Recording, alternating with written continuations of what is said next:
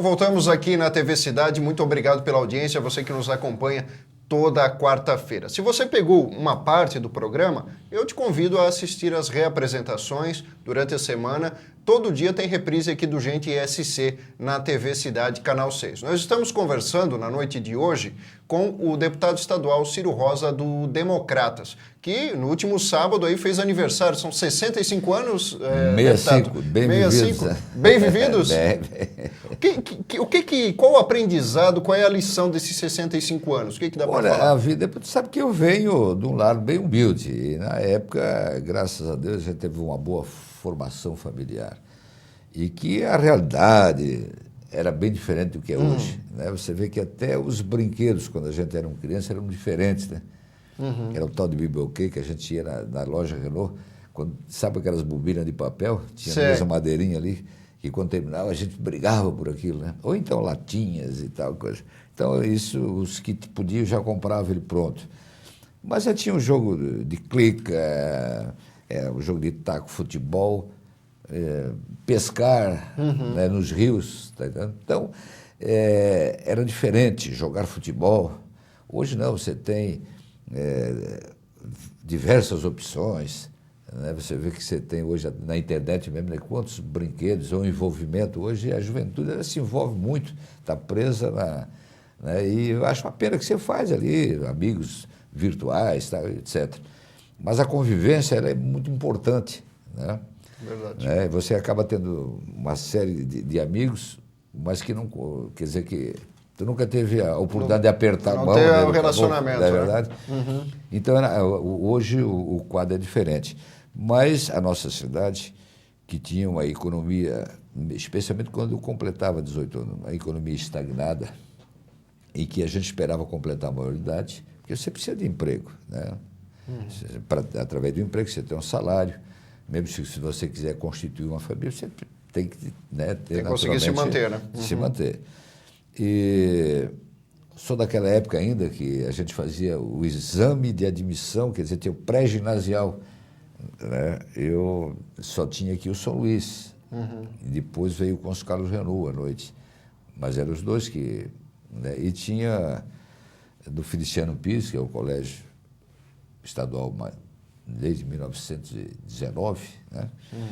E ali tinha o que chamavam de normalista, para aqueles que quisessem ser professores, que era mais ou menos o equivalente ao ginásio, tu está entendendo? Entendi. E aí eram poucas vagas, e era disputadíssimo, né? Então, coitado das pessoas do sexo feminino, né? As pessoas diziam, bom, vou sacrificar, ela não vai, mas vai ele. Tá Entendi. É que não tinha como, né? E depois veio o Consul Carlos Renault também, depois veio, mais tarde, o Honório. Hoje é diferente. Né? Hoje você entra na sua escola, no seu bairro, né? Por exemplo, na Águas Claras, você entra lá no primeiro ano, ou mesmo na pré-escola, você pode entrar e sair dali, né, com o segundo grau já formado. Então é diferente, as coisas ficaram mais fáceis. Então era tudo muito difícil. Então você tinha que ter vontade, saber o que você queria mesmo, né? Porque eu acho que na vida você tem que ter um objetivo. Se você tiver, né, pode ter certeza, você vai encontrar obstáculos, mas também você vai achar forças para superá-los. Então a gente completar maioridade, esperava para isso, porque São Paulo era uma cidade que crescia muito. E a gente ia, né, o destino já era São Paulo. Chegava num dia, no outro dia já estava empregado. Especialmente nós que saímos aqui do Sul, tinha uma certa preferência, inclusive, pela nossa formação, pelo grau de escolaridade, uma série de coisas que favoreciam. Então eu trabalhei em diversos estados, estive no Rio de Janeiro, estudei no Rio, trabalhei em Minas, São Paulo, enfim. E acabei voltando para cá por acaso. Mas na minha permanência aqui, eu que tinha um grande conhecimento, especialmente do setor têxtil, eu vim na época para gerenciar o Laboratório Físico e Químico do Senai, que é o Lafite, né, que eles estavam montando e precisavam de um profissional da área. E eu acabei fazendo o concurso, vim para me despedir, estava aberto por insistência do meu sogro, que eu estava indo para a África. Ah, o senhor estava indo para a África. Porque no Rio entraram em contato comigo, que na África do Sul eles estavam ali construindo uma faculdade de engenharia têxtil precisavam professores na área técnica. E quando do Rio me fizeram o convite, quer dizer, o reitor lá já entrou em contato que sabia que eu gostava desses desafios. Certo. Então eu vim para Brusque para me despedir. Né? Na época era noivo, em Blumenau. E aí acabaram me convencendo em função, né, desta vaga que tinha aqui no Nafit. Fiz o concurso, eram 5, 6 fazendo esse concurso de pessoas de fora e acabei sendo escolhido. E depois, logo de uns 2, 3 anos depois, pouco mais ou menos, estourou aquela guerra lá do apartheid na África do Sul. Morreu muita gente lá. Então, eu não sei se é a força do destino, mas agora vendo a Copa do Mundo, eu vi, um país belíssimo, né? Quem sabe, tá entendendo? Pelo menos a África do Sul parece que está se desenvolvendo, né? Já, não, na época já estava vindo. Já na época... que eles estavam investindo. Veja a preocupação desse país.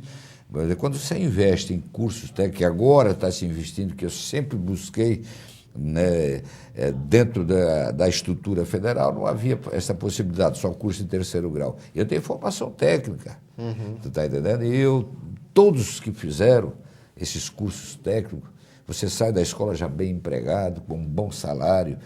E me lembro agora mesmo a China, quando ela promoveu esta abertura, né, quando a Inglaterra entregou ali a parte que era o mais avançado da China, que se pensou que aquilo ia voltar ao regime comunista, houve um contrário, né? O regime comunista começou a fazer as suas aberturas. Né? Sim. E aí a China, ela buscou na Europa, inclusive no Brasil, técnicos, professores, né, com bons salários, dando uma série de incentivos para levar, né, os formadores de profissionais, né, que são os professores.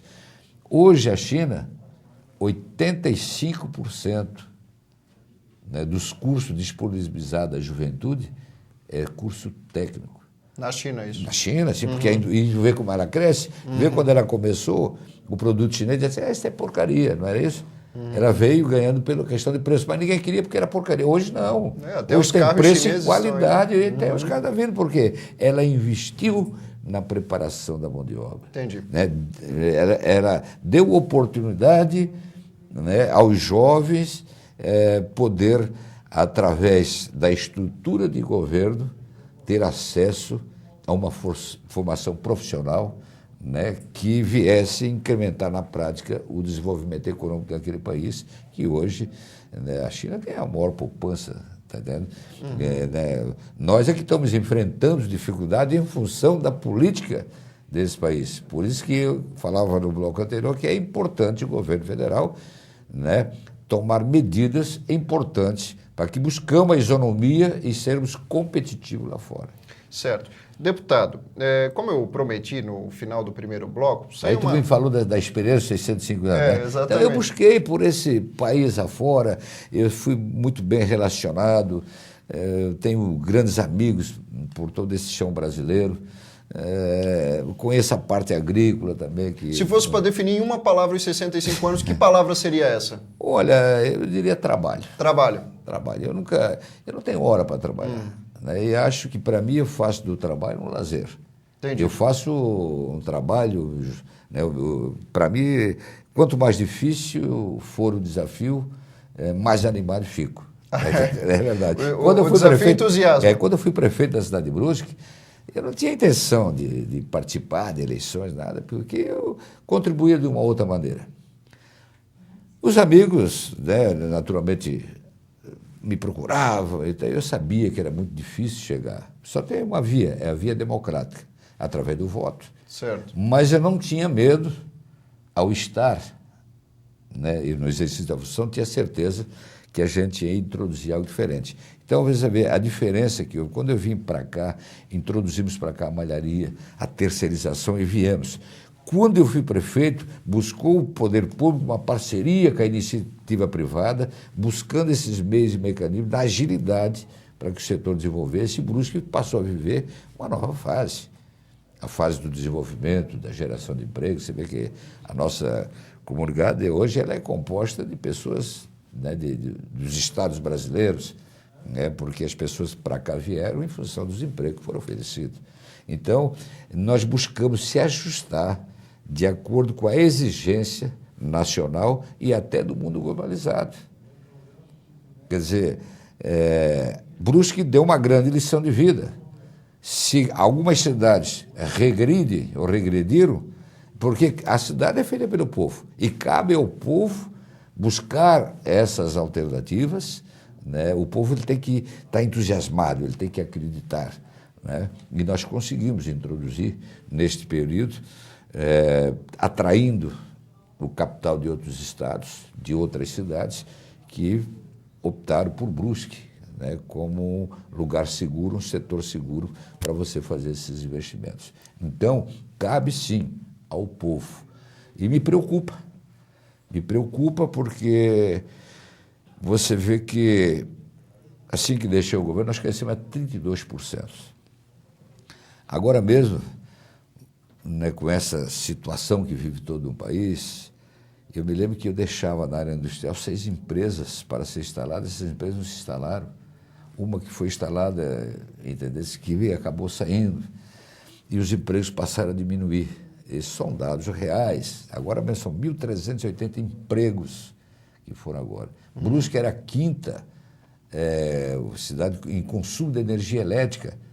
Agora mesmo veio o diretor da Celesc e alguns empresários, talvez desinformados, não, nós somos o 5º, sabe aquele negócio de querer exigir? Na vida a gente tem que saber pedir, não é verdade? Quando a gente precisa, tu não pode exigir. Porque essa história eu sei como é que funciona a política e é na nossa vida, né? Sim. Se vê uma pessoa te exigindo algo, você, que é isso? Mas se souber pedir, é capaz de você não ter, você vai arrumar para dar. É assim, né? Então tem que ter habilidade, bem relacionado no meio político, levar as preocupações fundamentada tecnicamente, dentro daquilo que é real, você vai buscar parceria. Mas Brusque hoje é um 9º em consumo de energia. Você viu, a Schlesser não Sim. habita, né? A fiação do Renault, lá embaixo, que também não está operando. E quantos outros empregos? Outros que foram diminuídos. São empresas que ali havia necessidade de alguns quilowatts de energia para movimentar tudo aquilo. Isso foi parando. Então, pessoas que não estão nem atentas ainda, que ainda discutiam, que era um 5º, quer dizer, ali com os valores, somos o 9º. Joinville cresceu a 21%. Outras cidades, 18%, 19%. E Brusque, sabe quanto cresceu agora? Quanto? 5%. 5%. 5%. Pois é. De 32 caiu para 5%. Então tem que ter toda uma preocupação, está entendendo? No sentido de você, seja através de um programa de desenvolvimento econômico, trazer naturalmente para cá o capital, né? Para que possa o capital ter esta preferência. E com certeza o nosso governo do Estado está bem atento, né, para promover não só o crescimento local. Tem agora, eu vou talvez até falar em primeira mão, está praticamente definido já, deve vir para o nosso estado a BMW. O governador me falou isso em off. Confirmado, então? Falou em off, 99%, só que enquanto não está tal. E que ela será ou em Araquari ou em Bituba. A estrutura portuária, etc. Mas acho que deverá ir para Araquari. Entende? Então você vê assim, isso, além de gerar emprego, ela vai trazer, entendendo, para o Estado um acréscimo expressivo dentro do movimento econômico. Então isso tem que ter habilidade, quer dizer, o governo que tem a visão, que botar o homem em primeiro lugar, quando eu entrei na vida pública, sempre o homem e o bem-estar social, nada mais importante. E vem o Raimundo Colombo na mesma linha, dizendo as pessoas em primeiro lugar. E é nessa linha que nós estamos trabalhando. Então a gente vai fazer um intervalo. Aquela pergunta que eu fiquei devendo, ela vai ser feita. Tá bom. Depois do intervalo, a gente vai já abrir o bloco com aquela pergunta. A gente já volta.